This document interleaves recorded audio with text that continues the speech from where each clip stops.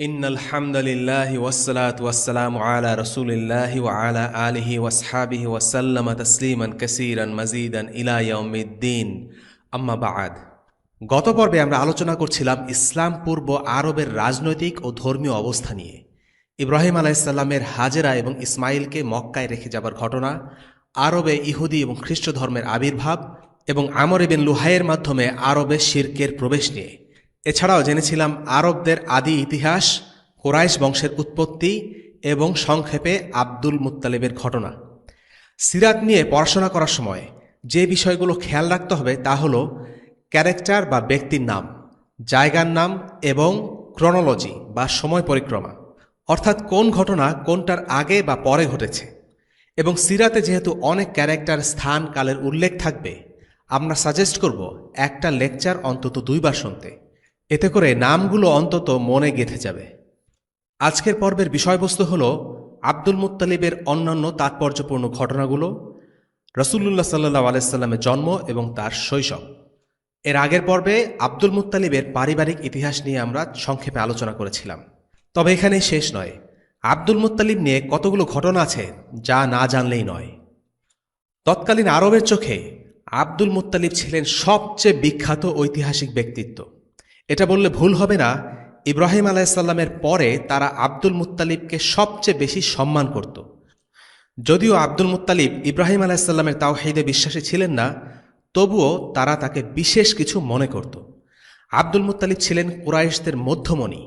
তার মৃত্যুর পর তার লেগেসি এতটুকু কমেনি, বরং বেড়েছে। তার রেখে যাওয়া আদর্শকে তারা বিনা বাক্যে মেনে নিত। আব্দুল মুত্তালিব ছিলেন প্রশ্নের ঊর্ধ্বে এক ব্যক্তিত্ব। আব্দুল মুত্তালিব কোনো ভুল করতে পারে না। আব্দুল মুত্তালিবের কেউ বিরোধিতা করবে, এটা তারা কোনো মতেই মেনে নিতে পারত না। পৌত্তলিক আরবদের জাতির পিতা ছিলেন আব্দুল মুত্তালিব। এই আব্দুল মুত্তালিবেরই নাতি ছিলেন আল্লাহর রাসূল সাল্লাল্লাহু আলাইহি ওয়াসাল্লাম। আব্দুল মুত্তালিবের নাতি হিসাবে দাদার ধর্মীয় বিশ্বাস আর দেবতাদের বিরোধিতা করা রাসূলুল্লাহ সাল্লাল্লাহু আলাইহি ওয়াসাল্লামের জন্য সহজ কাজ ছিল না। এখনকার পরিভাষায় এর নাম হল পলিটিক্যাল কারেক্টনেস। রাসূলুল্লাহ সাল্লাল্লাহু আলাইহি ওয়াসাল্লাম এমন এক আদর্শ প্রচার করেছিলেন যা তৎকালীন মুশরিক সমাজের চোখে ছিল পলিটিক্যালি ইনকারেক্ট বা চেতনা বিরোধী। সিরাতে আমরা বরাবরই দেখতে পাই আব্দুল মুত্তালিবের আদর্শের দোহাই দিয়ে মানুষকে ইসলাম থেকে দূরে সরিয়ে রাখা হতো। বলা হতো, তুমি কিভাবে পারবে আব্দুল মুত্তালিবের ধর্মত্যাগ করতে? এ কথা শুনলেই মানুষ অস্বস্তি বোধ করত। খোদ রাসূলুল্লাহ সাল্লাল্লাহু আলাইহি সাল্লামকে ঘায়েল করার জন্যও তাকে প্রশ্ন করা হয়েছিল, আচ্ছা বলো তো, তোমার দাদা আব্দুল মুত্তালিব কি সঠিক পথে ছিলেন না? তিনি কি ভুল ছিলেন? খুবই চাতুরতাপূর্ণ একটি প্রশ্ন। এর উত্তরে যদি না বলা হয়, তাহলে মক্কা জুড়ে হৈ হৈ রব উঠবে। মুহাম্মদ আব্দুল মুত্তালিবকে ভ্রান্ত বলেছে, কত বড় সাহস, এরকম একটা ব্যাপার। এখানে যুক্তির স্থান নেই, পুরোটাই হলো আবেগ। এখন প্রশ্ন হচ্ছে, কিভাবে আব্দুল মুত্তালিব এই পর্যায়ে উপনীত হলেন? সেটি বুঝতে হলে আমাদের জানতে হবে তার জীবনে ঘটে যাওয়া 3টি ঘটনা যা তাকে এই পর্যায়ে উপনীত করে। প্রথম কাহিনী, জমজম কূপের পুনরাবিষ্কার। গত পর্ব থেকে আপনাদের হয়তো খেয়াল আছে কুরাইশদের আধিপত্যের কাহিনী, কোসাই বিন কলবের কাহিনী এবং কিভাবে হাসিম নামটি চলে আসলো। একদিন আল মুত্তালিব নামক এক ব্যক্তি মদিনায় আসলেন। তিনি ছিলেন হাসিমের ভাই। ভাতিজা সাইবাকে মক্কায় নিয়ে যাওয়ার উদ্দেশ্যে তিনি মদিনায় এসেছিলেন। তখন সাইবার বয়স ছিল প্রায় 8 বছর। প্রথমে তার মা ছেলেকে ছাড়তে চাচ্ছিলেন না, কিন্তু আল মুত্তালিব তাকে বোঝালেন যে সে কুরাইশের সবচেয়ে সম্ভ্রান্ত পরিবারের অন্যতম উত্তরাধিকারী এবং তার উচিত তার নিজ বংশ ও পরিবারের নিকটে ফিরে যাওয়া এবং সেখানে দায়িত্বসমূহ বুঝে নেয়া। এ কথা শুনে সাইবার মা রাজি হন। এরপর আল মুত্তালিব সাইবাকে নিয়ে মক্কায় ফিরে যান। সাইবাকে এর আগে মক্কায় কেউ দেখেনি। তখনকার দিনে দাস কেনা বেচা খুব সাধারণ একটা ব্যাপার ছিল। তাই লোকজন আল মুত্তালিবের সাথে এই অচেনা ছোট ছেলেটিকে দেখে ভেবেছিল সে বোধহয় আল মুত্তালিবের দাস। তাই তারা সাইবাকে আব্দুল মুত্তালিব বলে ডাকতে শুরু করে।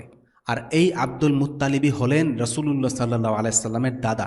তার আসল নাম ছিল সাইবা, কিন্তু লোকেরা মুত্তালিবের দাস ভেবে তাকে আব্দুল মুত্তালিব নামে ডাকতে শুরু করেছিল।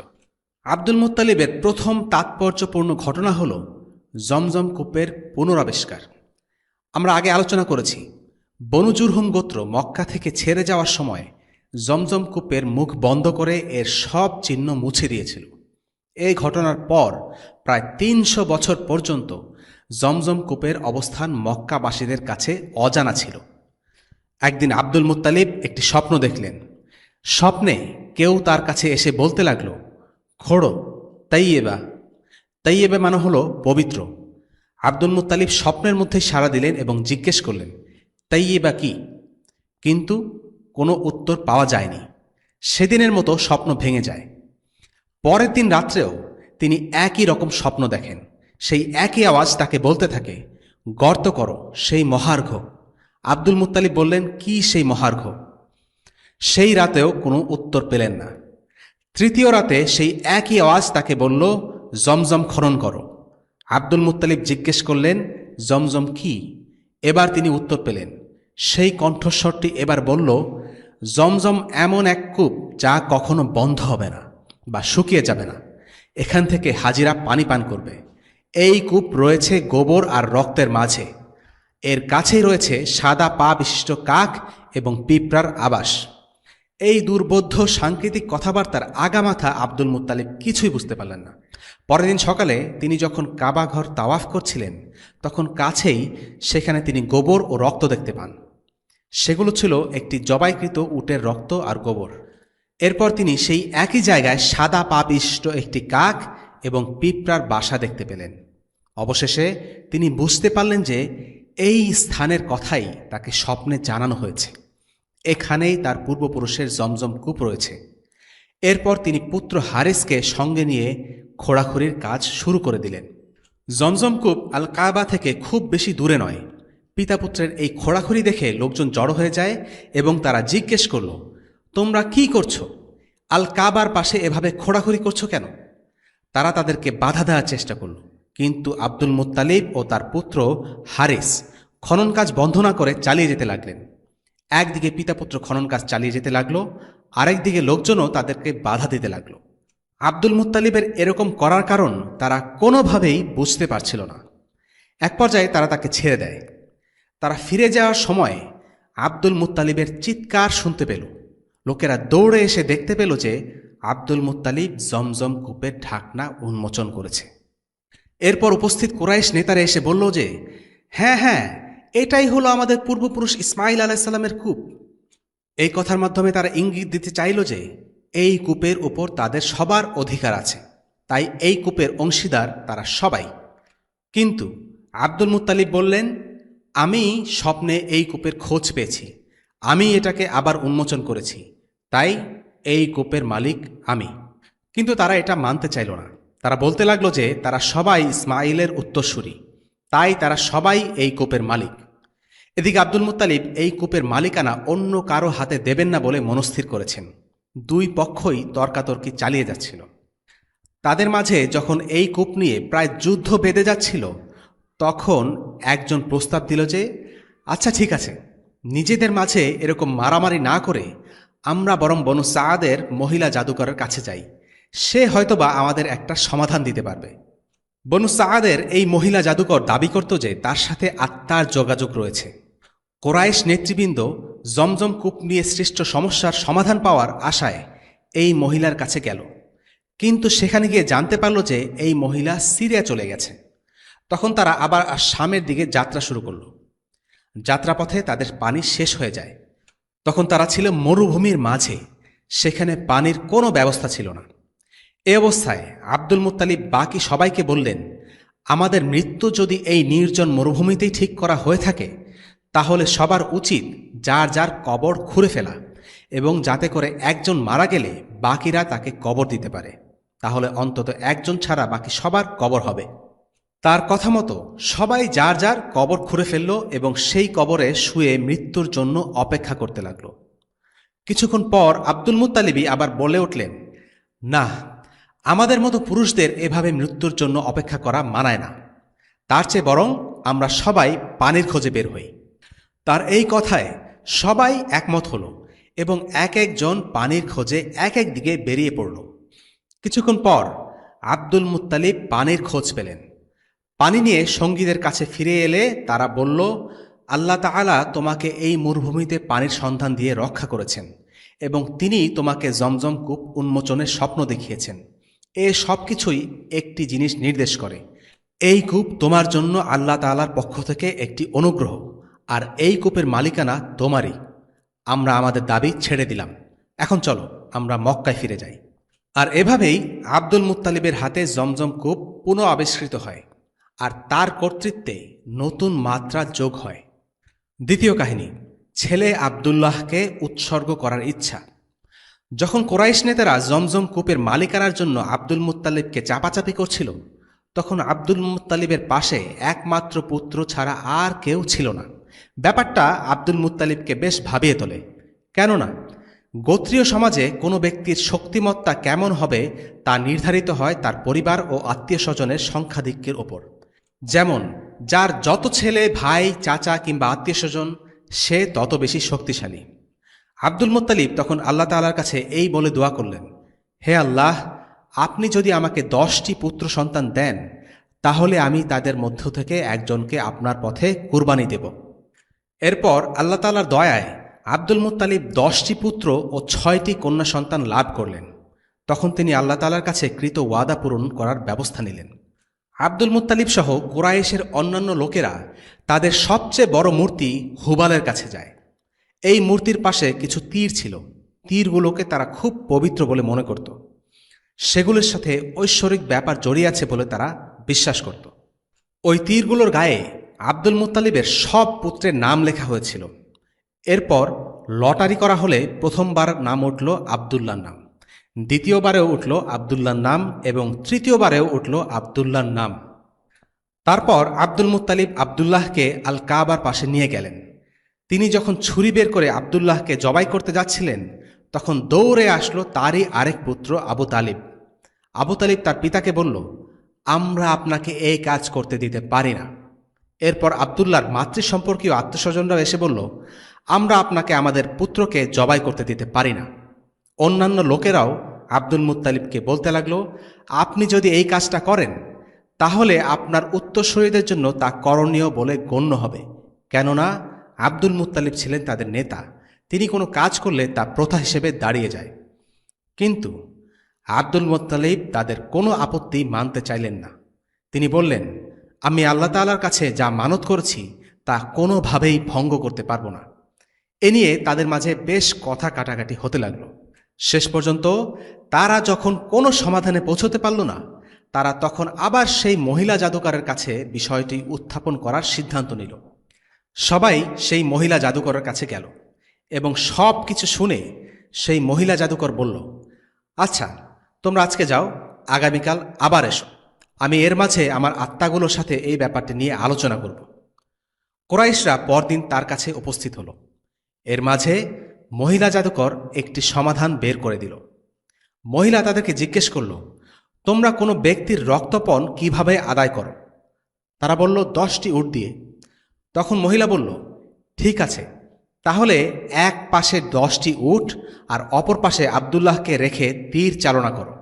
তীরটি উটের দিকে নির্দেশ করলে উটগুলোকে জবাই করবে, আর আবদুল্লাহর দিকে নির্দেশ করলে পূর্বের উটগুলোর সাথে আরও 10টি উট যোগ করবে।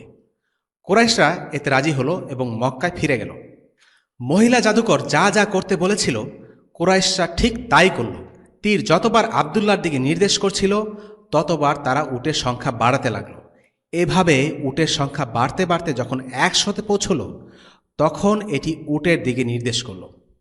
কুরাইশের লোকেরা তখন আব্দুল মুত্তালিবকে বলল, অবশেষে আমরা তোমার ছেলেকে জবাই থেকে বাঁচাতে পারলাম।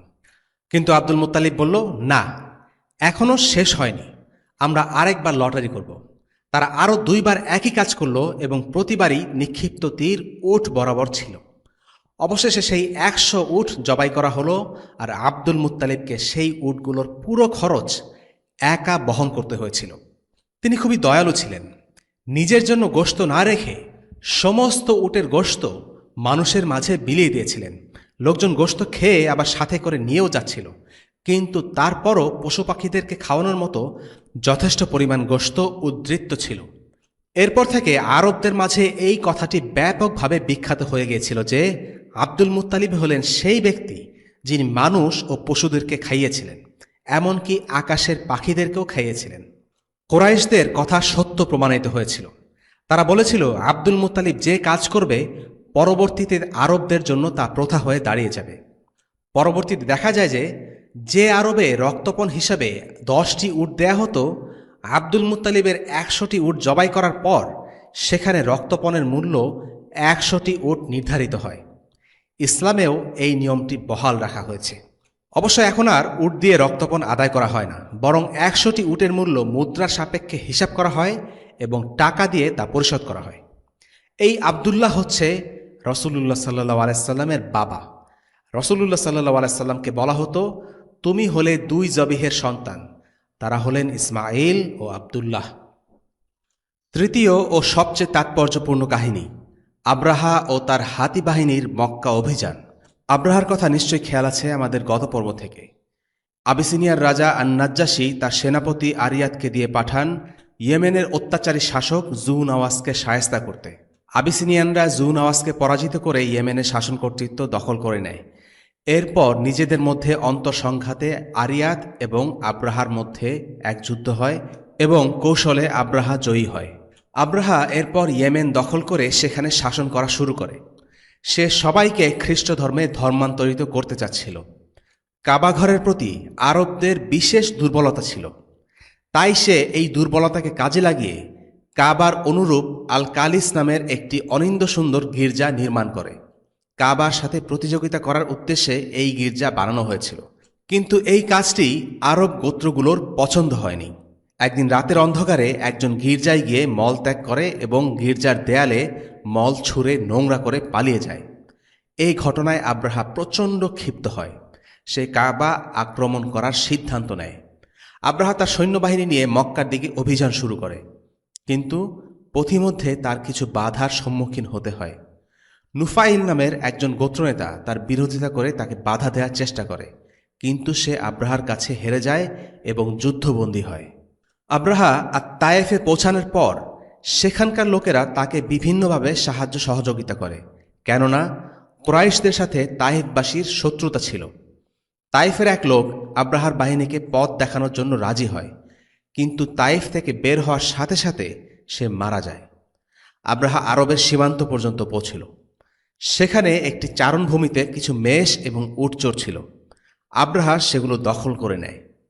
এই মেষ এবং উটগুলো ছিল রসুলুল্লাহ সাল্লাহ আলাইসাল্লামের দাদা আব্দুল মুত্তালিবের। আব্দুল মুত্তালিব আব্রাহার সাথে দেখা করতে গেলেন। অন্যদিকে আব্দুল মুত্তালিব ছিলেন নুফাইলের বন্ধু। নুফাইল আব্রাহার কাছে বন্দী ছিলেন। বন্দী অবস্থাতেই নুফাইলের সাথে উনাইস নামের এক ব্যক্তির বন্ধুত্ব হয়। এদিকে উনাইস আব্রাহার সৈন্যবাহিনীর এক গুরুত্বপূর্ণ পদে ছিলেন। সে ছিল আব্রাহার বাহিনীর হস্তিচালক। আব্দুল মুত্তালিব নুফাইলের সাথে দেখা করে তাকে বললেন যে তিনি আব্রাহার সাথে দেখা করতে এসেছেন। নুফাইল উনাইসের সাথে কথা বলে আব্রাহার সাথে দেখা করার বন্দোবস্ত করে দেন। উনাইস আব্রাহার সাথে আব্দুল মুত্তালিবের সাক্ষাৎ করিয়ে দেয়। আব্রাহা তাকে সাদরে অভ্যর্থনা জানায়। বর্ণনা অনুসারে আব্দুল মুত্তালিব ছিলেন সুপুরুষ এবং ব্যক্তিত্বের অধিকারী। তাকে দেখে যে কোনো মানুষের মনে শ্রদ্ধার উদ্রেক ঘটবে। আব্দুল মুত্তালিবকে দেখার সাথে সাথেই আব্রাহা খুব সম্মানের সাথে তাকে স্বাগত জানায়, যদিও তখন আব্দুল মুত্তালিবের সাথে আব্রাহার কথা হয়নি। আব্রাহা ছিল রাজা। তার সাথে কেউ দেখা করতে আসলে সে অনেক উঁচু একটি সিংহাসনে বসত এবং বাকিরা নিচে তার পায়ের কাছে বসত। কিন্তু সে আব্দুল মুত্তালিবকে দেখার পর তাকে পায়ের কাছে বসানো পছন্দ করল না। সে চাইলে আব্দুল মুত্তালিবকে তার সিংহাসনে বসার জন্য বলতে পারত, কিন্তু তা না করে আব্রাহা আব্দুল মুত্তালিবের সাথে মেঝেতে বসল এবং তার দোভাষীর মাধ্যমে জানতে চাইল তিনি কি চান।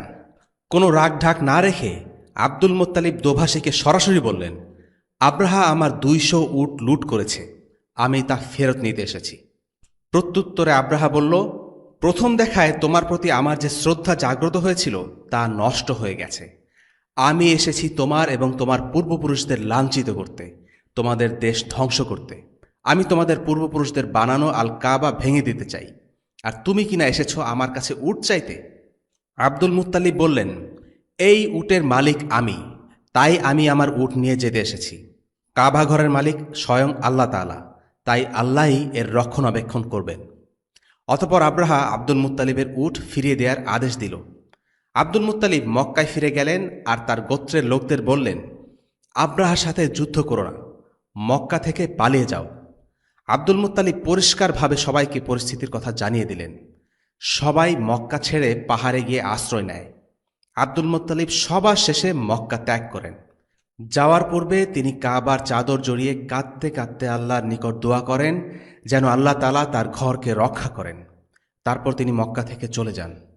আব্রাহা তার সৈন্যদলকে কাবার অভিমুখে অগ্রসর হওয়ার আদেশ দেয়, কিন্তু হাতিগুলো কিছুতেই সামনে এগোচ্ছিল না। হাতি চালকরা তাদের হাতিগুলোকে অন্য কোনো দিকে চালনা করলে হাতিগুলো সেদিকে দৌড়ে যেত, কিন্তু তাদেরকে মক্কার দিকে ঠেলা হলে তারা সেখানেই বসে পড়ত। এটা ছিল আল্লাহ তাআলার পক্ষ থেকে এক কারামত। বলা হয়ে থাকে যে উনাইস নামের সেই লোকটি হাতির কানের কাছে গিয়ে বলেছিল, এটা আল্লাহর ঘর, একে আক্রমণ করো না। এই বলে সে পালিয়ে গিয়েছিল। যাই হোক, কোনো না কোনো কারণে হাতিগুলো কাবার দিকে এগোচ্ছিল না। তারা হাতিগুলোকে মারতে লাগলো, তাদের বল্লম দিয়ে খোঁচা দিয়ে রক্তাক্ত করে ফেলল, কিন্তু তবুও হাতিগুলো কাবার দিকে এক চুল পরিমাণ নড়ল না। অবশেষে তারা হাতিগুলোকে পিছনে ফেলে সামনে এগোনোর সিদ্ধান্ত নেয়। আল্লাহ তাআলা এবার তার সৈন্যবাহিনী পাঠালেন। যে কোনো কিছুই আল্লাহর সৈন্য হতে পারে, পানি, বাতাস, জীবজন্তু। আল্লাহ তাআলা এবার সৈন্য হিসেবে প্রেরণ করলেন এক দল পাখি। সবগুলো পাখি একটি করে পাথরের নুড়ি নিয়ে আব্রাহার বাহিনীর দিকে উড়ে গেল এবং পাথর ছুঁড়ে তারা নিমিষেই আব্রাহার বাহিনী ধ্বংস করে ফেলল। সূরা আল ফিলে এই ঘটনা বর্ণিত আছে। ألم تر كيف فعل ربك بأصحاب الفيل ألم يجعل كيدهم في تضليل وأرسل عليهم طيرا أبابيل ترميهم بحجارة من سجيل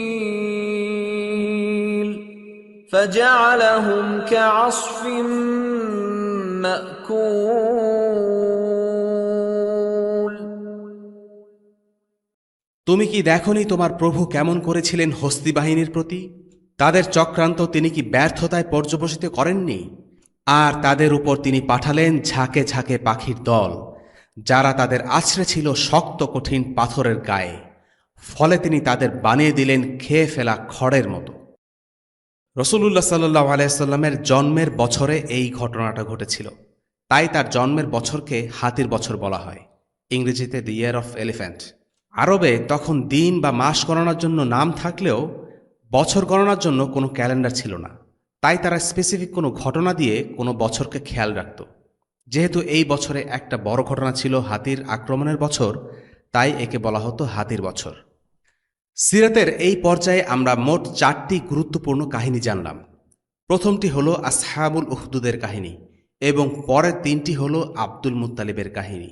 জমজম কূপের পুনরাবিষ্কার, আব্দুল্লাহকে বলি দেয়া নিয়ে সৃষ্ট জটিলতা এবং সবশেষে কাবাকে ধ্বংস করতে আব্রাহার বাহিনীর নিজেই ধ্বংস হয়ে যাওয়া।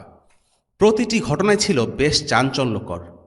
ঘটনাগুলো ঠিক কখন ঘটেছিল সে ব্যাপারে নিশ্চিত বর্ণনা নেই, তবে রাসূলুল্লাহ সাল্লাল্লাহু আলাইহি সাল্লামের জন্মের খুব আগে নয়। আরবের ইতিহাসে এই ঘটনাগুলো বিশেষ গুরুত্বপূর্ণ। তবে এই ঘটনাগুলোর মধ্যে সবচেয়ে তাৎপর্যপূর্ণ ঘটনা হলো আব্রাহার বাহিনীর ধ্বংস হয়ে যাওয়ার কাহিনী, আর সেটা ঘটেছিল রাসূলুল্লাহ সাল্লাল্লাহু আলাইহি সাল্লামের জন্মের অল্প কিছুদিন আগে। বলা হয়ে থাকে মাত্র 40 দিন আগে। আল মাওয়ারিদি এবং ইবনে তাইমিয়া রাহিমাহুমুল্লাহর মতে এই ঘটনা হচ্ছে আল্লাহর রাসূলের নবুয়তের একটি আলামত। ইবনে কাসির রাহিমাহুল্লাহ একই মত পোষণ করেন। এই ঘটনাগুলো হলো আল্লাহর রাসূল সাল্লাল্লাহু আলাইহি সাল্লামের আগমনের পূর্বে ঘটে যাওয়া সবচেয়ে গুরুত্বপূর্ণ ঘটনা। এ পর্যায়ে আমরা প্রবেশ করব আল্লাহর রাসূলের মূল সিরাতে, রাসূলুল্লাহ সাল্লাল্লাহু আলাইহি সাল্লামের জন্ম। রাসূলুল্লাহ সাল্লাল্লাহু আলাইহি সাল্লামের জন্মের সময় আরব এবং পুরো বিশ্বের অবস্থা ছিল খুবই নাজুক। সে সময়ে তাদের পথ নির্দেশনা বা নেতৃত্বের খুব প্রয়োজন ছিল। তবে তখনও মানুষের মাঝে কিছু ভালো গুণ বিদ্যমান ছিল। যেমন আরবরা বেশ উদার ও অতিথিপরায়ণ ছিল, তারা কথা দিয়ে কথা রাখত। তাদের মধ্যে আত্মমর্যাদাবোধ ছিল প্রবল। তাদের মধ্যে আরও ছিল লজ্জাবোধ এবং অন্যায়কে রুখে দেওয়ার মানসিকতা। তাদের ছিল দৃঢ়তা, অধ্যবসায়, উদ্যম এবং সারল্য। আরবদের এই চমৎকার গুণ ইসলামের প্রচার এবং প্রসারে গুরুত্বপূর্ণ ভূমিকা রাখে। সাহাবারা এই গুণগুলোর অধিকারী ছিলেন, আর তাই তারা এই দিন প্রচারে সফল হয়েছিলেন। সাহাবাদের উদারতা আর অতিথিপরায়ণতার কারণে তারা যেখানে যেতেন সেখানেই তাদেরকে সকলে বরণ করে নিত, তাদেরকে স্বাগত জানাত। জনগণের চোখে তারা মোটেও ঘৃণিত দখলদার ছিলেন না, বরং তারা সাহাবীদেরকে পেয়েছিল মুক্তিদাতা সৈনিক হিসেবে। মিশর ও সিরিয়াতে এমনটা হয়েছিল। মুসলিমরা যখন তাদেরকে রোমান শাসনের অধীন থেকে উদ্ধার করে, লোকজন তখন অনেক খুশি হয় এবং তাদেরকে মুক্তিদাতা হিসেবে স্বাগত জানায়। সাহাবাগণ ক্ষমতা বা কর্তৃত্বলোভী ছিলেন না। অনেক সময়ই তারা নিজেদের হাত থেকে ক্ষমতা ছেড়ে দিয়ে যোগ্য লোকদের হাতে ক্ষমতা তুলে দিতেন। তারা তাদেরকে নেতৃত্বের প্রশিক্ষণ দিয়ে তাদের হাতেই নেতৃত্ব হস্তান্তর করে দিতেন। ইউরোপীয় ঔপনিবেশিক শক্তির মতো জনগণের সম্পদ লুট করার জন্য সাহাবারা যুদ্ধ করতেন না, বরং তাদেরকে ইসলামের পথে আহ্বান জানাতে তারা যুদ্ধ করতেন। তারা ছিলেন বিশ্বস্ত, অঙ্গীকার পূরণে সদা সচেষ্ট এবং নির্ভরতার প্রতীক। স্থানীয় জনগণের কাছে তাদেরকে কাজের জন্য জবাবদিহিতা করতে হতো। এই গুণগুলো দাওয়ার ক্ষেত্রে খুবই গুরুত্বপূর্ণ, আর এ কারণেই আল্লাহ তাআলা মক্কা ও মক্কার মানুষগুলোকে শেষ নবীর রিসালাতের স্থান হিসেবে অন্য সব কিছুর উপর মনোনীত করেছেন, কেননা তাদের মাঝেই ইসলামের বার্তা বহন করার জন্য প্রয়োজনীয় গুণাবলী ছিল। নবীজি সাল্লাল্লাহু আলাইহি ওয়াসাল্লামের জন্মের সময় সম্পর্কিত অনেকগুলো বর্ণনা আছে, কিন্তু আমরা শুধু সহিহ বর্ণনাগুলোর মাঝে সীমাবদ্ধ থাকব ইনশাআল্লাহ। রাসূলুল্লাহ সাল্লাল্লাহু আলাইহি ওয়াসাল্লামের বাবার নাম আব্দুল্লাহ এবং মায়ের নাম আমিনা। তাদের বিয়ের কাহিনী দিয়ে শুরু করা যাক। আব্দুল্লাহ তখন 18 বছরের যুবক। আব্দুল মুত্তালিব তার পুত্র আব্দুল্লাহর জন্য আমিনাকে মনোনীত করেন। আমিনা ছিলেন ওয়াহাব ইবনে আব্দে মানাফ ইবনে জোহরা ইবনে কিলাবের কন্যা। তারাও ছিলেন কুরাইশ গোত্রের। কুরাইশ আসলে একটা অনেক বড় গোত্র, এর মধ্যে ছোট ছোট অনেকগুলো গোত্র আছে আবার, যেমন বনু হাসিম একটা গোত্র, বনু জোহরা আরেকটা। সুতরাং বনু জোহরার যে গোত্রপ্রধান ছিলেন তার নাম ছিল ওয়াহাব এবং তার মেয়ের নাম আমিনা। সুতরাং আব্দুল মুত্তালিব তার ছেলে আব্দুল্লাহর জন্য আমিনা বিনতে ওয়াহাবের জন্য প্রস্তাব পাঠান। যেহেতু তারা দুইজনে ছিলেন গোত্রপ্রধান, ওয়াহাব এতে রাজি হয়। আব্দুল্লাহ এবং আমিনার বিয়ে হয়। এটা ছিল মদিনায় খেজুরের কাফেলা পাঠানোর ঠিক কয়েকদিন আগে। যেহেতু কাফেলাতে আব্দুল্লাহকেও যেতে হয়েছিল, বিয়ের পর কোনো রকমে 1 সপ্তাহ সময় পেয়েছিলেন আমিনার সাথে, এবং এই কাফেলাই ছিল তার শেষ যাত্রা। তো বিয়ের 1 সপ্তাহের মধ্যেই আব্দুল্লাহকে যেতে হয়েছিল সিরিয়ার উদ্দেশ্যে। ফেরার পথে তিনি প্রচণ্ড অসুস্থ হয়ে পড়লেন, এবং যখন তিনি মদিনায় পৌঁছলেন তিনি বললেন তিনি তার আত্মীয় স্বজনদের কাছে থেকে যেতে চান সুস্থ হওয়া পর্যন্ত, কারণ ওনার জন্য কাফেলার ফিরতে দেরি হয়ে যাচ্ছিল। মদিনার তখন নাম ছিল ইয়াসরিব, এবং ইয়াসরিবে ছিল আব্দুল মুত্তালিবের মা অথবা আব্দুল্লাহর দাদি। সুতরাং আব্দুল্লাহ ইয়াসরিবে থেকে গেলেন, এবং যখন কাফেলা মক্কায় ফিরল, আমিনাকে বলা হলো আব্দুল্লাহ অনেক অসুস্থ, এবং পরে আরেকটা সংবাদ আসলো আব্দুল্লাহ ইন্তেকাল করেছেন। আব্দুল্লাহকে কোথায় সমাধিস্থ করা হয় সেটা এখনও অজানা। সুতরাং আমিনা 18-19 বছর বয়সে আব্দুল্লাহর সন্তান গর্ভে নিয়ে বিধবা হয়ে যান, এবং এই হাতির বছরেই জন্ম হয় আমাদের নবীজি রাসূলুল্লাহ সাল্লাল্লাহু আলাইহি ওয়াসাল্লামের। যে বছরে রাসূলুল্লাহ সাল্লাল্লাহু আলাইহি ওয়াসাল্লাম জন্মগ্রহণ করেন সেটি হচ্ছে ইংরেজি 570 সাল, যে বছরে আল্লাহ তাআলা আব্রাহার বাহিনীকে ধ্বংস করে দেন। যে মাসে রাসূলুল্লাহ সাল্লাল্লাহু আলাইহি ওয়াসাল্লাম জন্মগ্রহণ করেন সেটা হচ্ছে রবিউল আউয়াল, আর যে তারিখে জন্মগ্রহণ করেন বেশিরভাগ আলিমদের মতে সেটা হচ্ছে রবিউল আউয়াল মাসের 12 তারিখ। তবে 12 তারিখের ব্যাপারটা নিয়ে কিছুটা মতপার্থক্য আছে। আর সপ্তাহের যে বারে রাসূলুল্লাহ সাল্লাল্লাহু আলাইহি ওয়াসাল্লাম জন্মগ্রহণ করেন সেটা হচ্ছে সোমবার, আর দিনের যে সময়টা তিনি জন্মগ্রহণ করেন সেটা হচ্ছে মধ্য দুপুর, যখন সূর্য থাকে মধ্য গগনে। রাসূলুল্লাহ সাল্লাল্লাহু আলাইহি ওয়াসাল্লামের জন্মের সময় একটি ঘটনা আমরা জানি যেটা সহিহ। তার মা আমিনা তার জন্মের সময় একটি আলো দেখতে পান। তার শরীর থেকে এই আলো বেরিয়ে আসছিল, এবং সেই আলো শাম পর্যন্ত ছড়িয়ে পড়ছিল। এই আলোর দ্বারাই প্রকাশ পাচ্ছিল যে মুহাম্মদ সাল্লাল্লাহু আলাইহি ওয়াসাল্লামের বার্তা বিশ্বময় ছড়িয়ে যাবে। এই আলোর একটি অর্থ হতে পারে এমন যে আল্লাহ রাসূল সাল্লাল্লাহু আলাইহি ওয়াসাল্লামের আলো শিরকের অন্ধকারকে দূরীভূত করবেন। আর শাম পর্যন্ত আলো ছড়িয়ে যাওয়ার তাৎপর্য সম্পর্কে ইমাম ইবনে কাসির রাহিমাহুল্লাহ বলেন, শাম পর্যন্ত আলো পৌঁছে যাওয়ার প্রতীকী অর্থ হল ইসলাম এই শাম অঞ্চলে একটি সুদৃঢ় ও শক্তিশালী অবস্থানে পৌঁছে যাবে। শেষ জামানায় শাম হবে ইসলামের শক্তিশালী দুর্গ, আর ঈসা আলাইহিসসালাম এই শাম অঞ্চলের দামাস্কাসের সাদা মসজিদে অবতরণ করবেন। রাসূলুল্লাহ সাল্লাল্লাহু আলাইহি সাল্লামের জন্ম হয়েছিল চাচা আবু তালিবের ঘরে। তার দাইমা ছিলেন আবিসিনিয়ান উম্মে আইমান, যিনি ছিলেন আবদুল্লাহর দাসী।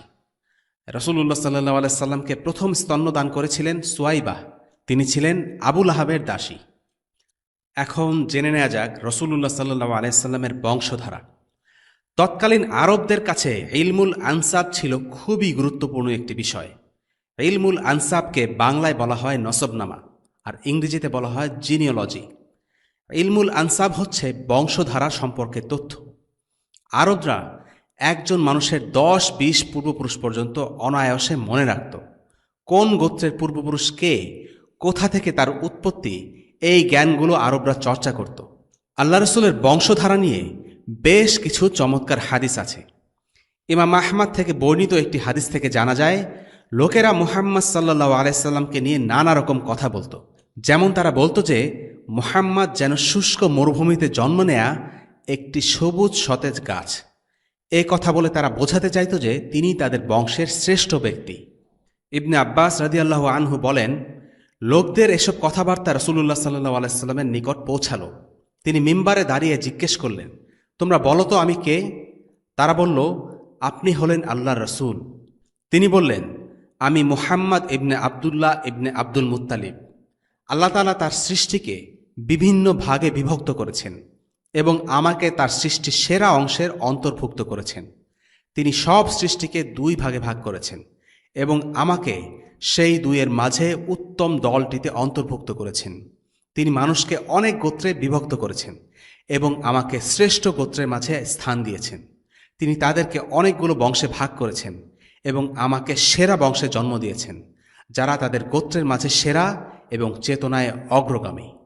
অর্থাৎ রাসূলুল্লাহ সাল্লাল্লাহু আলাইহি সাল্লাম খারাপ মানুষদের মধ্যে প্রেরিত ভালো মানুষ ছিলেন না, বরং তিনি ছিলেন সেরাদের মধ্যে সেরা।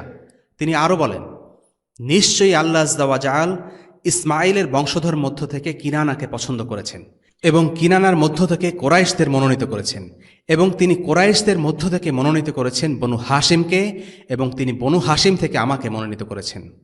অন্য এক হাদিসে তিনি বলেন, আমি বৈবাহিক সম্পর্কজাত সন্তান। আদম আলাইহিসসালাম থেকে শুরু করে আমার পিতামাতা পর্যন্ত আমার বংশধারায় কোনো অবৈধ সন্তান নেই। জাহিলিয়াতের ব্যভিচার আমার বংশকে দূষিত করতে পারেনি। জাহিলিয়াতের যুগে যদিও জিনা, ব্যভিচার জাতীয় অনৈতিক কার্যকলাপ খুবই স্বাভাবিক ব্যাপার ছিল, কিন্তু রাসূলুল্লাহ সাল্লাল্লাহু আলাইহি সাল্লামের পূর্বপুরুষদের মধ্যে কেউই এমন জঘন্য কাজে অংশ নেয়নি। আল্লাহ তাআলা তার বংশধারাকে সব সময় হেফাজত করেছেন। অর্থাৎ রাসূলুল্লাহ সাল্লাল্লাহু আলাইহি সাল্লামের জন্ম আরবের সেরা গোত্রের সেরা বংশের অভিজাত একটি পরিবারে। ইমাম বুখারী রাহিমাহুল্লাহ তার বংশধারা উল্লেখ করেছেন। তার পুরো নাম হল আবুল কাসিম মুহাম্মদ ইবনে আবদুল্লাহ ইবনে আব্দুল মুত্তালিব ইবনে হাশিম ইবনে আব্দ মানাফ ইবনে কুসাই ইবনে কিলাব ইবনে মুরাহ ইবনে কাব ইবনে লুহাই ইবনে গালিব ইবনে ফায়ের ইবনে মালিক ইবনে আন-নাজর ইবন কিনানা ইবন খুজাইমা ইবন মুদ্রিকা ইবন ইলিয়াস ইবন মুজার ইবন নিজার ইবন মাআদ ইবন আদনান। এই বংশধারা এসেছে ইব্রাহিম আলাইহিসসালাম থেকে, কিন্তু আদনানের আগে কারা এই বংশধারায় ছিল সেই নামগুলো নিশ্চিতভাবে জানা যায় না। একটি হাদিসে রাসূলুল্লাহ সাল্লাল্লাহু আলাইহি সাল্লাম বলেন, আমি হচ্ছি আমার পিতা ইব্রাহিমের দোয়া এবং আমার ভাই ঈসার সুসংবাদ। অর্থাৎ রাসূলুল্লাহ সাল্লাল্লাহু আলাইহি সাল্লাম ছিলেন ইব্রাহিম আলাইহিস সালামের দোয়ার ফসল। আল্লাহ তাআলা ইব্রাহিম আলাইহিস সালামের এই দোয়াটা কোরআনে উল্লেখ করেন সূরা বাকারায় 129 নম্বর আয়াতে। ربنا وبعث فيهم رسولا منهم يتلو عليهم آياتك ويعلمهم الكتاب والحكمة ويزكيهم إنك أنت العزيز الحكيم। হে আমাদের রব, তাদের মধ্য থেকেই তাদের নিকট একজন পয়গম্বর প্রেরণ করুন, যিনি তাদের কাছে তোমার আয়াতসমূহ তিলাওয়াত করবেন, তাদেরকে কিতাব ও হিকমত শিক্ষা দিবেন এবং তাদেরকে পবিত্র করবেন। নিশ্চয় তুমি পরাক্রমশালী ও হিকমতওয়ালা। হারাম এলাকাবাসীর জন্য এটা একটা দোয়া, যেন তার সন্তানদের মধ্য থেকেই একজন নবী আগমন করেন এবং এই দোয়াটি কবুল হয়। মুসনাদে আহমাদে রয়েছে যে নবী সাল্লাল্লাহু আলাইহি সাল্লাম বলেছেন, আমি তখন থেকেই শেষ নবী যখন আদম আলাইহিসসালাম মাটির আকারে ছিলেন। আমি তোমাদেরকে আমার প্রাথমিক কথার সংবাদ দিচ্ছি। আমি আমার পিতা ইব্রাহিম আলাইহিসসালামের দোয়া, ঈসা আলাইহিসসালামের সুসংবাদ এবং আমার মায়ের স্বপ্ন। আবু উমামা রাদিয়াল্লাহু আনহু একবার রাসূলুল্লাহ সাল্লাল্লাহু আলাইহি সাল্লামকে জিজ্ঞেস করলেন, হে আল্লাহর রাসূল, আপনার নবুয়াতের সূচনা কিভাবে হয়? তিনি বললেন, আমার পিতা ইব্রাহিম আলাইহিসসালামের দোয়া, আমার সম্বন্ধে ঈসা আলাইহিসসালামের সুসংবাদ দান। তিনি আরও বলেছেন, আমার মা স্বপ্নে দেখেন যে তার মধ্য হতে যেন একটি আলো বেরিয়ে সিরিয়ার প্রাসাদগুলোকে আলোকিত করে দিল এবং তা দৃষ্টিগোচর হতে লাগল। তার মায়ের এ স্বপ্নের কথা আগে থেকেই আরবে ছড়িয়েছিল। তারা বলতো যে আমেনার গর্ভে এক মহান ব্যক্তির জন্ম হবে। এমনকি ঈসা আলাইহিসসালাম বনি ইসরায়েলের মধ্যে খুতবা দেওয়ার সময় পরিষ্কারভাবে তার নামও বলে দিয়েছিলেন। তিনি বলেছিলেন, وَإِذْ قَالَ عِيسَى ابْنُ مَرْيَمَ يَا بَنِي إِسْرَائِيلَ إِنِّي رَسُولُ اللَّهِ إِلَيْكُمْ مُصَدِّقًا لِمَا بَيْنَ يَدَيَّ مِنَ التَّوْرَاةِ وَمُبَشِّرًا بِرَسُولٍ يَأْتِي مِن بَعْدِي اسْمُهُ أَحْمَدُ فَلَمَّا جَاءَهُم بِالْبَيِّنَاتِ قَالُوا هَذَا سِحْرٌ مُبِينٌ। আমি তোমাদের নিকট আল্লাহর রসূল এবং আমার পূর্ব হতে তোমাদের নিকট যে তাওরাত রয়েছে আমি উহার সমর্থক, এবং আমার পরে আহমাদ নামে যে রসূল আসবেন আমি তার সুসংবাদদাতা। সূরা আস-সফ আয়াত 6।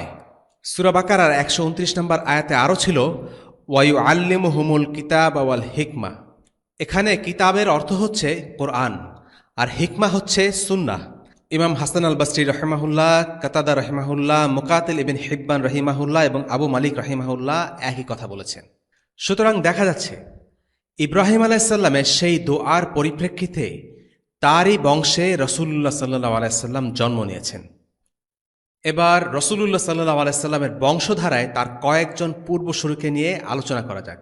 আমরা আগেই জেনেছি আল্লাহ রসুলকে পাঠানো হয়েছিল সেরা বংশে, সেরা গোত্রে। রসুলুল্লাহর নাম হল মুহাম্মদ ইবনে আবদুল্লাহ ইবনে আব্দুল মুত্তালিব ইবনে হাশিম ইবনে আব্দে মানাফ ইবনে কোসাই। এই বংশধারায় কোসাইকে নিয়ে কিছুটা আলোচনা করা হয়েছিল পূর্বে। কোসাই হলেন সেই ব্যক্তি যে সকল কুরাইশকে ঐক্যবদ্ধ করেছিল এবং খোজার বিরুদ্ধে বিদ্রোহের নেতৃত্ব দিয়েছিল। তার হাত ধরে কুরাইশরা মক্কার রাজনৈতিক কর্তৃত্ব লাভ করে। এবং কোসাই হল সেই ব্যক্তি যে দারুন নাদওয়া প্রতিষ্ঠা করে। দারুন নাদওয়া হল মক্কার পার্লামেন্ট ব্যবস্থা, যেখানে গোত্রের নেতারা আসত এবং তাদের মতামত জানাত। হাজিদের আপ্যায়ন ও পানির ব্যবস্থার দায়িত্ব ছিল তার কাঁধে। তারপর আসে তার ছেলে আব্দে মানাফ। আব্দে মানাফ সম্পর্কে আমরা জানি সেও তার বাবার মতো একজন দায়িত্বশীল ব্যক্তি ছিল। আর তারপরে আসে হাশিম। হাশিমের ব্যাপারে আমরা আগের পর্বে কিছু কথা বলেছি। তার নাম ছিল আমর, কিন্তু সে পরিচিত হাশিম নামে, কারণ সেই প্রথম হাজিদের রুটির সাথে স্যুপ খাওয়ানোর প্রথা চালু করে। এই হাশিমের যুগে এসেই হজের বিভিন্ন কাজের দায়িত্ব বিভিন্ন গোত্রের মাঝে ভাগ করে দেওয়া হয়। যেমন কাবার চাবি দেয়া হয় একটি গোত্রের কাছে, পানি পান করার দায়িত্ব পড়ে আরেকটি গোত্রের উপরে, এভাবে আর কি। শীত ও গ্রীষ্মে ব্যবসার উদ্দেশ্যে সিরিয়া ও ইয়েমেনে কাফেলা পাঠানোর যে প্রথা, সেটা চালু করেছে হাশিম। তার সময়ে মক্কা অন্যান্য বড় শহরের সাথে ব্যবসায়িক সম্পর্ক গড়ে তোলে, আর এভাবে তার মাধ্যমে কুরাইশদের অর্থনৈতিক জীবনে বেশ ইতিবাচক পরিবর্তন আসে। আর হাশিমের ছেলে হলো আব্দুল মুত্তালিব, রসুলুল্লাহ সাল্লাল্লাহু আলাইহি সাল্লামের দাদা, যার জীবনে 3টি গুরুত্বপূর্ণ ঘটনা ঘটেছিল, যা নিয়ে আগে বিশদ আলোচনা করা হয়েছে। এই 3 জন ব্যক্তির মাধ্যমে কুরাইশরা হয়ে ওঠে আরবের সবচেয়ে শক্তিশালী ও সম্মানিত গোত্র। কুরাইশদের আরবরা সময়ের চোখে দেখত। কুরাইশদের কেউ আক্রমণ করত না, কারণ তারা ছিল কুরাইশ। পুরো আরব জুড়ে নির্বিঘ্নে তারা যাতায়াত করত। যেমনটা এখন আমেরিকার পাসপোর্ট নিয়ে পৃথিবীর সব দেশে যাওয়া যায়। এমনই ছিল তাদের সামাজিক ও রাজনৈতিক অবস্থান। এ থেকে আমরা দেখতে পাই রসুলুল্লাহ সাল্লাহ আলাইসাল্লামের গোত্র ও পূর্বসূরীরা কেউ যেনতেন ব্যক্তি ছিলেন না। কোসাইয়ের হাতে ঘটেছিল কুরাইশদের রাজনৈতিক উত্থান, হাশিমের হাতে কুরাইশরা লাভ করেছিল অর্থনৈতিক প্রবৃদ্ধি, আর আব্দুল মুত্তালিবের হাত ধরে কুরাইশরা লাভ করে আরবের চোখে বিশেষ সামাজিক মর্যাদা ও প্রতিপত্তি। কুরাইশদের এই সম্মানিত অবস্থান সম্পর্কে আল্লাহ তাআলা বলেছেন, لإيلاف قريش إيلافهم رحلة الشتاء والصيف فليعبدوا رب هذا البيت الذي أطعمهم من جوع وآمنهم من خوف। কুরাইশদের নিরাপত্তার জন্য, শীতকালীন ও গ্রীষ্মকালীন বিদেশ যাত্রায় তাদের নিরাপত্তার জন্য। অতএব তারা এই গৃহের প্রভুর উপাসনা করুক, যিনি ক্ষুধায় তাদের আহার দিয়েছেন আর ভয়ভীতি থেকে তাদের নিরাপদ রেখেছেন। এই সূরার মাধ্যমে আল্লাহ তাআলা কুরাইশদের স্মরণ করিয়ে দিচ্ছেন তাদের সুসময়ের কথা, তাদের নিরাপদ দিনগুলোর কথা, তাদের প্রবৃদ্ধি ও মর্যাদার কথা, তাদের উপর আল্লাহর পক্ষ থেকে বর্ষিত অনুগ্রহের কথা। কথাগুলো মনে করিয়ে দেওয়ার উদ্দেশ্য যেন তারা এক আল্লাহর দিকে ফিরে আসে এবং শুধু তারই ইবাদত করে। এখন জেনে নেওয়া যাক রসুলুল্লাহ সাল্লাহ আলাইসাল্লামের কিছু নামসমূহ। রসুলুল্লাহ সাল্লাহ আলাইসাল্লামের সবচেয়ে জনপ্রিয় নাম হল মুহাম্মদ এবং আহমদ। তার পরিবার থেকে তাকে নাম দেয়া হয়েছিল মুহাম্মদ। তার দাদা আব্দুল মুত্তালিব তাকে এই নাম দেন। মুহাম্মদ নামের অর্থ হল যিনি চির প্রশংসিত। লোকজন তার প্রশংসা করত তার চরিত্র, তার কাজ, তার ব্যক্তিত্বের জন্য। তিনি ছিলেন প্রশংসার মূর্ত প্রকাশ। মুহাম্মদ সাল্লাল্লাহু আলাইহি ওয়াসাল্লাম হলেন সেই মানুষ যাকে দিনে রাতে প্রতি মুহূর্তে প্রশংসা করা হয়। ইতিহাসে এমন আর কোনো মানবসত্তা নেই যাকে মানবজাতি এত প্রশংসা করেছে। আল্লাহ আজ্জা ওয়া জাল তার নামের অর্থকে পরিপূর্ণতা দিয়েছেন। আহমদ ও মুহাম্মদ নাম দুটি একই মূল শব্দ থেকে এসেছে, হামদ। হামদ মানে প্রশংসা, মুহাম্মদ মানে প্রশংসার অধিকারী, আহমদ মানে হলো যিনি আল্লাহর প্রশংসা করেন। রসুলুল্লাহ সাল্লাল্লাহু আলাইহি সাল্লাম আল্লাহর প্রশংসা করেন এবং তার প্রশংসা অন্য সবার চাইতে বেশি। রসুলুল্লাহ সাল্লাল্লাহু আলাইহি সাল্লামের আরও কিছু নাম আছে যা হাদিস থেকে জানা যায়। তার মাঝে একটি হলো আল হাসির। আল হাসির অর্থ হচ্ছে জড়গাড়ি, যার জাগরণের সাথে সমগ্র মানবজাতির পুনরুত্থান ঘটবে এবং তার পেছনে জড়ো হবে। নবীজি মুহাম্মদ সাল্লাল্লাহু আলাইহি সাল্লামকে হাসরের দিন সর্বপ্রথম পুনরুজ্জীবিত করা হবে এবং পুরো মানবজাতি তার পুনরুজ্জীবনের পর জাগ্রত হবে। আল মুক্তাফ বা উত্তরস্বরী তার আরেকটি নাম। মুহাম্মদ সাল্লাল্লাহু আলাইহি সাল্লাম হলেন নবী ও রাসূলদের মধ্যে সর্বশেষ। তারপর আর কোনো নবী বা রাসূল আসবেন না। এ কারণে তিনি হলেন সকল নবীর সর্বশেষ উত্তরসূরি। আল মাহি তার আরেক নাম, যার অর্থ হল নিশ্চিহ্নকারী, যিনি কুফরিকে মুছে ফেলেন বা নিশ্চিহ্ন করেন। মুহাম্মদ সাল্লাল্লাহু আলাইহি সাল্লাম ছাড়া আর কোনো নবী পুরোপুরিভাবে কুফরিকে অপসারণ করতে পারেননি। যদিও নবীজির এই মিশন তার হাতে পূর্ণ হয়নি, তবে তা তার উম্মার হাত দিয়ে অর্জিত হবে। তার উম্মাহ এখন পর্যন্ত এই মিশন চালিয়ে যাচ্ছে। ইসলামের চূড়ান্ত বিজয় সেই মুহূর্তে আসবে যখন সারা বিশ্ব মুসলিম হয়ে যাবে। সেটা আসবে উম্মাতে মুহাম্মাদের হাতে, ঈসা আলাইহিস সালামের নেতৃত্বে। তাই মুহাম্মদ সাল্লাল্লাহু আলাইহি সাল্লামই কুফরকে সমূলে দূরীভূত করতে সফল হবেন। তার আরেকটি নাম হচ্ছে নবিউল মালহামা বা যুদ্ধের নবী। মালহামা মানে একটি যুদ্ধ নয়, বরং মালহামা দ্বারা বোঝানো হয় একের পর এক সংঘটিত ভয়ঙ্কর যুদ্ধ। নবীজি সাল্লাল্লাহু আলাইহি সাল্লামের এই নামের একাধিক ব্যাখ্যা রয়েছে। একটি অর্থ হতে পারে যে তার উম্মাহ জিহাদের জন্য সর্বশ্রেষ্ঠ। মুহাম্মদ সাল্লাল্লাহু আলাইহি সাল্লামের উম্মার মতো আর কোনো উম্মাহ এত জিহাদ করেনি। এই নামের আরেকটা অর্থ হতে পারে এরূপ: মুহাম্মদ সাল্লাল্লাহু আলাইহি সাল্লামের পর লোকেরা ভয়ঙ্কর সব যুদ্ধে লিপ্ত থাকবে, যেমনটা দেখা যায় প্রথম ও দ্বিতীয় বিশ্বযুদ্ধ থেকে। রাসূলুল্লাহ সাল্লাল্লাহু আলাইহি সাল্লামের সময়কাল তার আগমন থেকে শেষ বিচারের দিন পর্যন্ত বিস্তৃত। তাই যে ঘটনাগুলো এখন ঘটছে সেগুলো তার সময়কালেরই অন্তর্ভুক্ত, আর এই ঘটনাগুলো তার নামের এই অর্থকে সমর্থন করে। রাসূলুল্লাহ সাল্লাল্লাহু আলাইহি সাল্লামের শৈশবের কিছু ঘটনা জানা যাক। তিনি একবার মদিনায় গিয়েছিলেন। তার শৈশব নিয়ে খুব বেশি বর্ণনা নেই, কারণ তখন তিনি নবী ছিলেন না। তার শৈশবের একটি ঘটনা আমরা জানি উম্মে আইমান থেকে। উম্মে আইমান রসুলুল্লাহ সাল্লাহ আলাইসাল্লামের মৃত্যুর পরেও কিছুদিন বেঁচে ছিলেন। তিনি বর্ণনা করেছেন, রসুলুল্লাহ সাল্লাহ আলাইসাল্লাম শৈশবে একবার মদিনা গিয়েছিলেন। তার মা তাকে মদিনায় নিয়ে যান। রসুলুল্লাহ সাল্লাহ আলাইসাল্লামের দাদার মা অর্থাৎ আব্দুল মুত্তালিবের মা ছিলেন মদিনার। এই কারণে মদিনায় বনু নাজ্জার পরিবারের সাথে তার আত্মীয়তার সম্পর্ক ছিল। মদিনায় তারা কয়েক মাস ছিলেন। এই কয়েক মাসের স্মৃতি ভাষা ভাষা রসুলুল্লাহ সাল্লাহ আলাইসাল্লামের মনে থেকে যায়। বহু বছর পর যখন তিনি মদিনায় আসেন, তখন তিনি মদিনার কিছু ঘরবাড়ি দেখে চিনতে পারেন। মদিনা থেকে আসার পথে আবওয়া নামের একটি গ্রামে তার মা আমিনা অসুস্থ হয়ে পড়েন, আর সেখানেই তিনি মারা যান। সেই গ্রামেই তাকে দাফন করা হয়। আল্লাহ রসুল সাল্লাহ আলাইসাল্লামের মা যখন মারা যান, তখন তাকে কিছুদিনের জন্য দেখাশোনা করেন আব্দুল মুত্তালিব। আব্দুল মুত্তালিবের জীবদ্দশায় রসুলুল্লাহ সাল্লাহ আলাইসাল্লামের একটি ঘটনা আমরা জানি।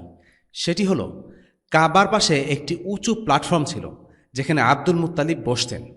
সেখানে বসে কোরাইশদের বিভিন্ন বিষয়ে কথা হতো, আর সেখানে কেউ বসার অনুমতি পেত না। কিন্তু একদিনের কথা, বালক বয়সে রসুলুল্লাহ সাল্লাহ আলাইসাল্লাম ছুটে গিয়ে সেই প্ল্যাটফর্মে উঠে পড়লেন।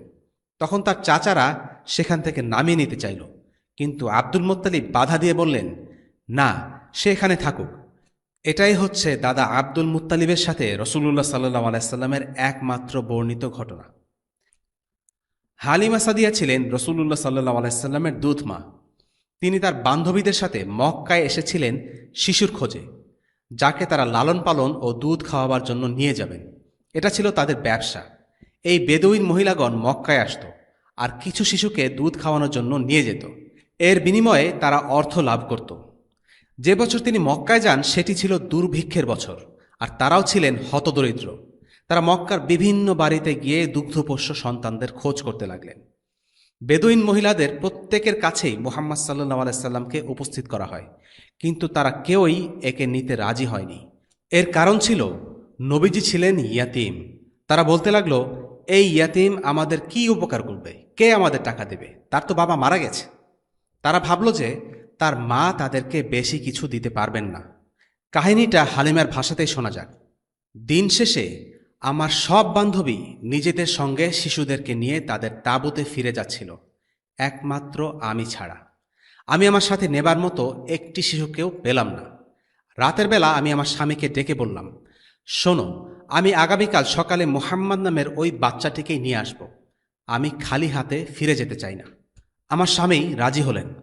পরদিন সকালে আমি মুহাম্মাদের মা আমিনা বিনতে ওয়াহাবের কাছে গেলাম। তাকে গিয়ে বললাম, আমি আপনার সন্তানকে নিতে রাজি আছি। এর আগের রাতে আমরা একটুও ঘুমাতে পারিনি, কারণ আমাদের উটকলি কোনো দুধ দিচ্ছিল না। দুর্ভিক্ষ ও ক্ষুধার কারণে আমি আমার সন্তানকেও দুধ পান করাতে পারিনি। সে সারা রাত কান্নাকাটি করে আমাদেরকে ঘুমাতেও দেয়নি। যখন আমি মুহাম্মাদকে আমার তাঁবুতে নিয়ে এলাম, তখন আমার স্তন যেন এই শিশুকে স্বাগত জানালো। তাকে সবটুকু দুধ দিল, যতখানি তার প্রয়োজন ছিল। সেই দুধ আমার সন্তানের জন্যও যথেষ্ট ছিল। সেই রাতে আমরা অনেক দিন পর পুরো রাত শান্তিতে ঘুমাতে পেরেছিলাম, কারণ আমার ছেলে গত কয়েক রাত ধরে ঠিকমতো ঘুমোতে পারেনি। এরপর আমার স্বামী উটের দুধ দহন করতে গেলে উটটি এত দুধ দিল যে আমার স্বামী আমার কাছে ফিরে এসে বললেন, হালিমা, তুমি তো এক বরকতময় আত্মাকে নিয়ে এসেছ। মক্কায় আসার সময় আমি একটি দুর্বল গাধার পিঠে ছিলাম। এটি এত ধীরে চলছিল যে এটার সাথে তাল মিলাতে গিয়ে অন্যদেরও আস্তে চলতে হচ্ছিল, আর এই কারণে বাকি সবাই বিরক্ত হচ্ছিল। অথচ ফিরে যাওয়ার দিন আমার গাধাটি হয়ে যায় পুরো দলের মধ্যে সবচেয়ে দ্রুতগামী গাধা। আমার বান্ধবীরা আমাকে জিজ্ঞেস করতে লাগলো, তুমি তো এই গাধার পিঠে চড়েই মক্কায় এসেছিলে, তাই না? আমি বললাম, হ্যাঁ, এটা সেই গাধাটাই। তখন তারা বলল, আল্লাহর শপথ, নিশ্চয়ই কিছু একটা ঘটেছে। সেদিনের পর থেকে আমি এবং আমার স্বামী আমাদের ছাগলগুলোকে যখনই মাঠে চড়াতে পাঠাতাম, তারা ভর পেট হয়ে ফিরে আসত। আমরা যখন খুশি দুধ দোহাতে পারতাম। অথচ আমাদের গোত্রের অন্য সকলের পশুগুলো ক্ষুধার্ত থেকে যেত, সেগুলো কোনো দুধ দিত না। লোকজন তাদের মেষপালকদের নিয়ে অসন্তোষ প্রকাশ করতে লাগলো। তারা বলতে লাগলো, হালিমা তার পশুগুলোকে যে মাঠে নিয়ে যায়, তোমরা কেন সেই মাঠে আমাদের পশুগুলোকে চড়াতে নিয়ে যাও না? তারাও তাদের পশুগুলোকে আমাদের পেছন পেছন একই জায়গায় নিয়ে যেত। এরপরেও আমাদের পশুগুলোই ভরপেট ফিরে আসতো, আর তাদেরগুলো ফিরত খালি পেটে। দিনে দিনে শিশুটি বেড়ে উঠতে থাকে, আর আমরা আবিষ্কার করতে থাকি যে আল্লাহ তাআলা এই শিশুর উসিলায় আমাদের সকলের জন্য রহমতের পর রহমত বর্ষণ করছেন। 2 বছর বয়সেই তাকে দেখতে খুবই চমৎকার লাগত। তিনি সেই বয়সে অন্য বাচ্চাদের মতো ছিলেন না।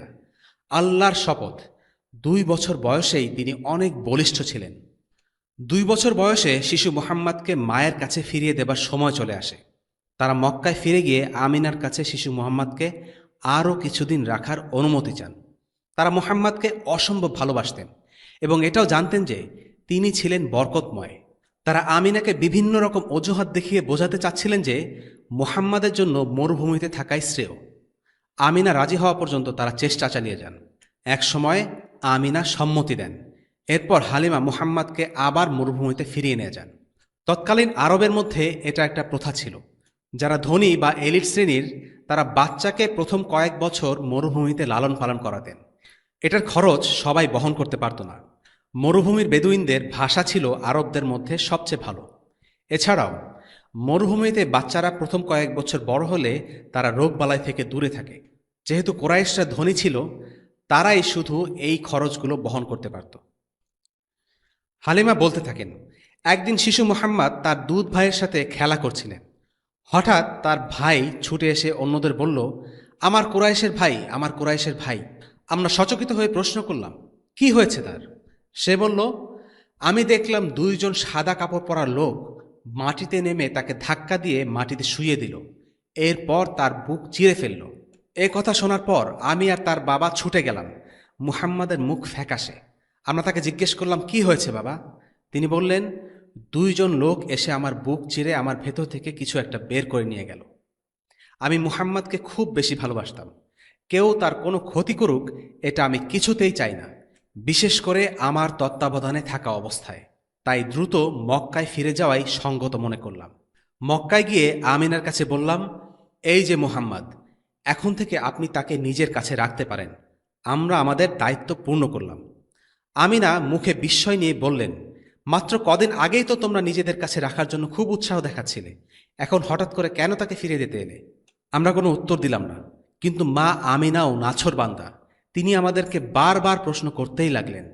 এক পর্যায়ে আমরা তার কাছে আসল ঘটনা খুলে বললাম।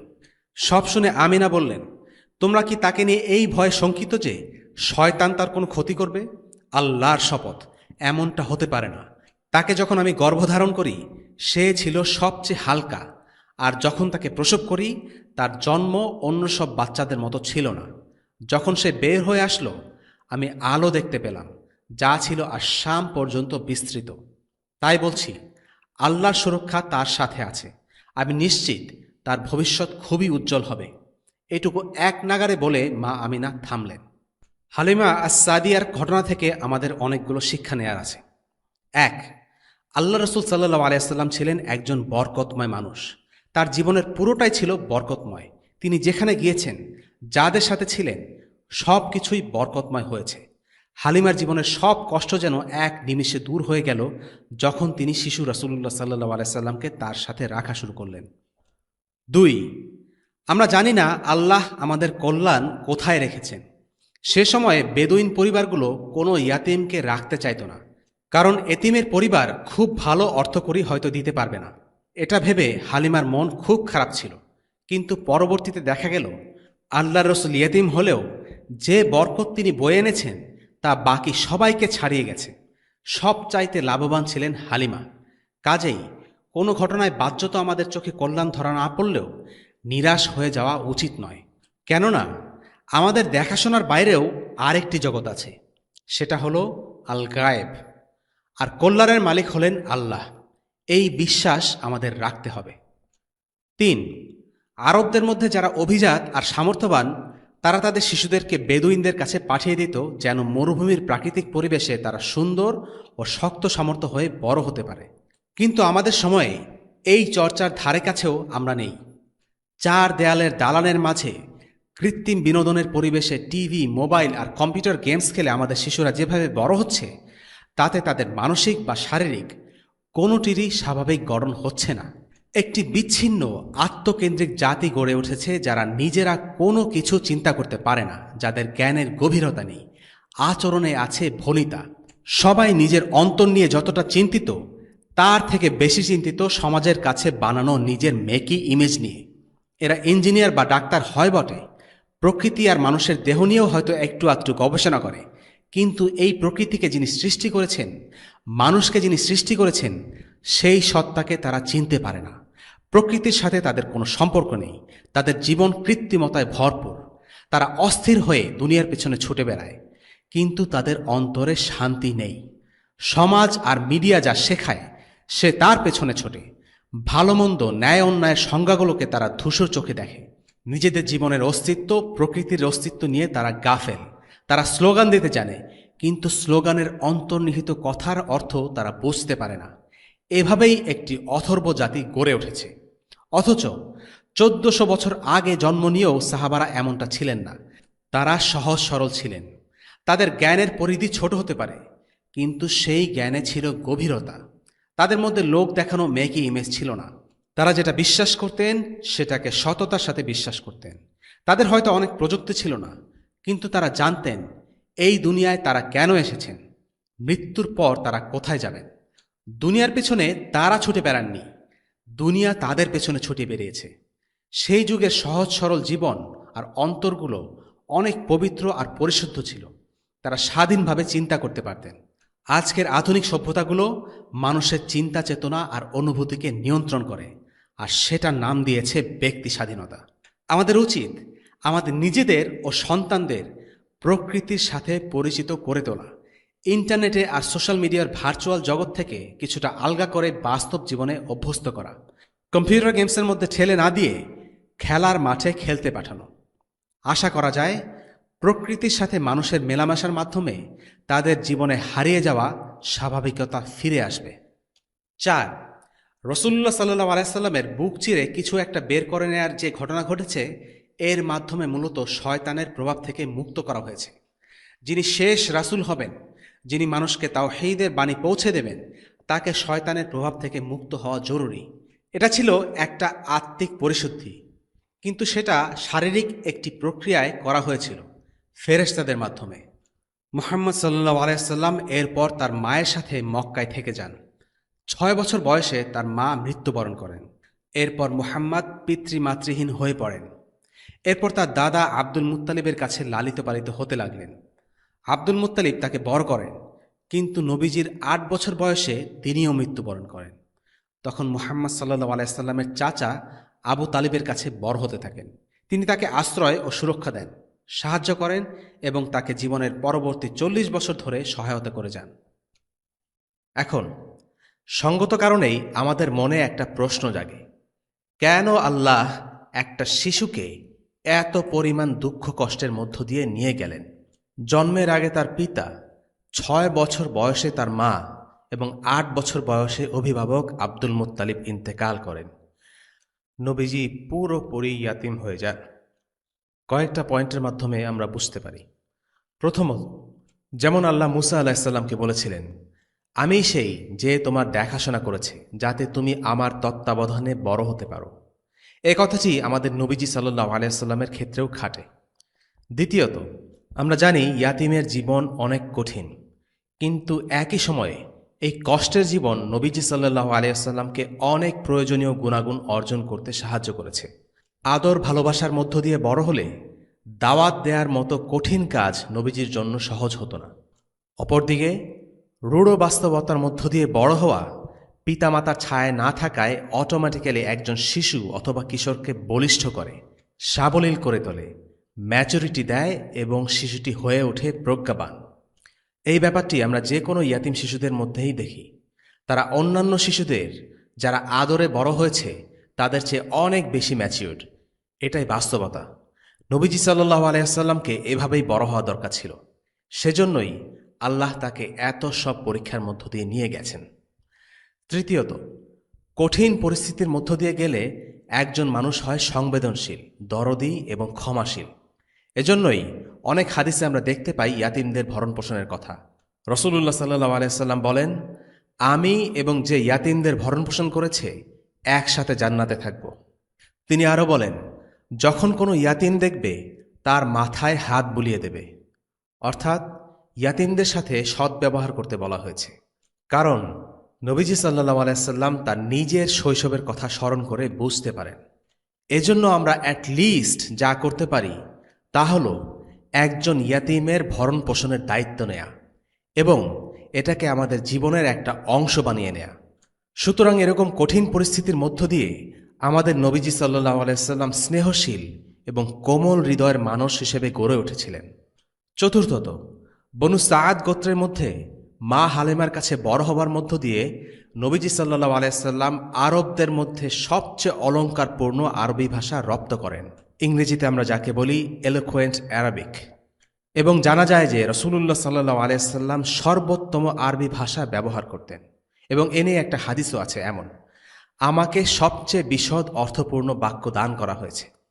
অর্থাৎ একটা ছোট শব্দকেও ঘণ্টার পর ঘণ্টা ধরে ব্যাখ্যা করা যায়, কারণ এতে গভীর অন্তর্নিহিত মর্মার্থ লুকিয়ে আছে। সুতরাং আমরা দেখতে পাই যে রাসূলুল্লাহ সাল্লাল্লাহু আলাইহি সাল্লামকে এত দুঃখ, কষ্ট এবং পরীক্ষার মধ্য দিয়ে নিয়ে যাওয়ার পিছনে আল্লাহর বিশেষ হিকমা ছিল। আজকের পর্বে সব শেষে যে ঘটনাটা উল্লেখ করতে চাই তা হল রাসূলুল্লাহ সাল্লাল্লাহু আলাইহি সাল্লামের শৈশবে সিরিয়া যাওয়ার গল্প। গল্পটি সুনান তিরমিজিতে আছে। লক্ষ্য করুন, সিরাতের সব ঘটনাগুলো কিন্তু হাদিসে বর্ণিত নেই, বর্ণিত হয়েছে ইবনে ইসহাক, ইবনে সাআদের বইগুলোতে। এবং এগুলোর বিশ্বাসযোগ্যতা বা অথেন্টিসিটি হাদিসের চেয়ে 1 ডিগ্রি নিচে।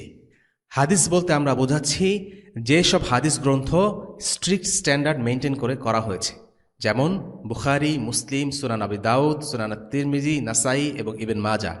এবং এই গ্রন্থগুলোই হচ্ছে মূল। ইসলাম ধর্মের অনেক ফিকহ এবং ধর্মীয় বিষয়াদি এই বইগুলোর উপর ভিত্তি করেই গড়ে উঠেছে। তাই বিশ্বাসযোগ্যতা এবং গ্রহণযোগ্যতার দিক দিয়ে খেয়াল করলে সিরাতের বইগুলো হাদিস এই গ্রন্থগুলোর এক স্তর নিচে। এবং এ কারণেই সিরাতের সবগুলো গল্প গ্রহণযোগ্য নয়, কিন্তু আমাদের সেগুলো বর্ণনা করতে কোনো দোষ নেই।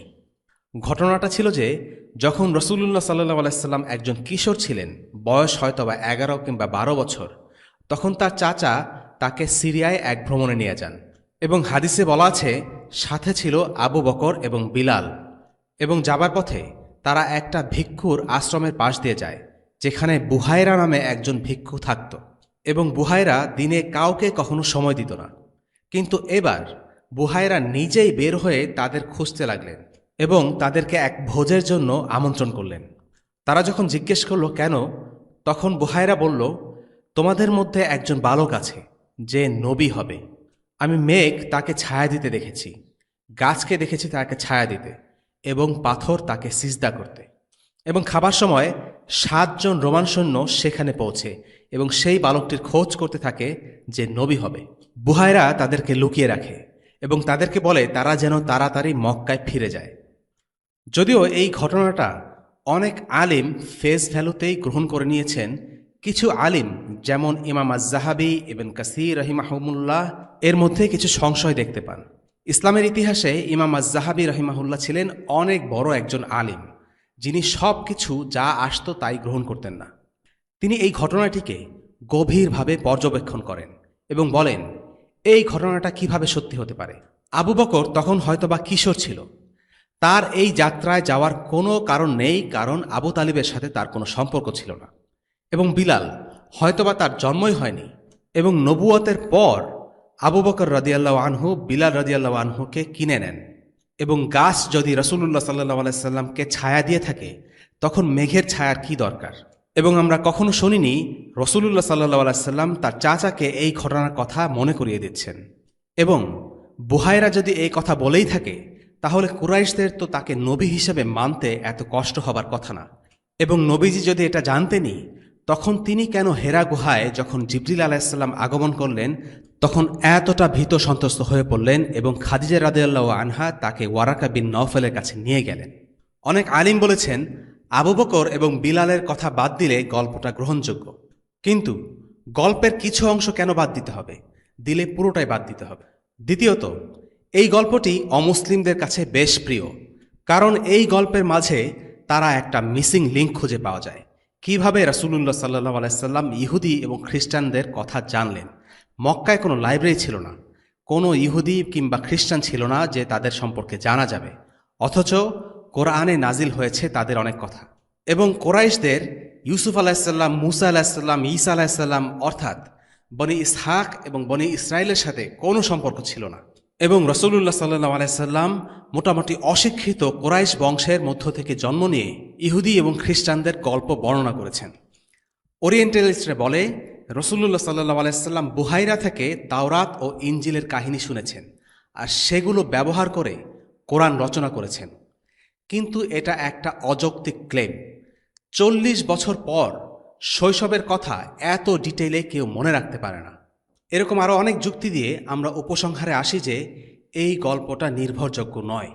এটা আমাদের দুর্ভাগ্য যে ইসলামের ইতিহাসে অনেকেই হাদিসকে বিকৃত করেছে। অনেকের হয়তো ভালো নিয়ত ছিল, অনেকের খারাপ। এই সিরাত সিরিজে আমরা চেষ্টা করব অনির্ভরযোগ্য কোনো গল্প রেফারেন্স হিসেবে ব্যবহার না করতে। আল্লাহ আমাদের তৌফিক দিন। ওয়াসাল্লাল্লাহু আলা সাইয়্যিদিনা মুহাম্মদ ওয়া আলা আলিহি ওয়াসহাবিহি ওয়াসাল্লাম। আলহামদুলিল্লাহি রাব্বিল আলামিন। আসসালামু আলাইকুম ওয়া রাহমাতুল্লাহি ওয়া বারাকাতুহু।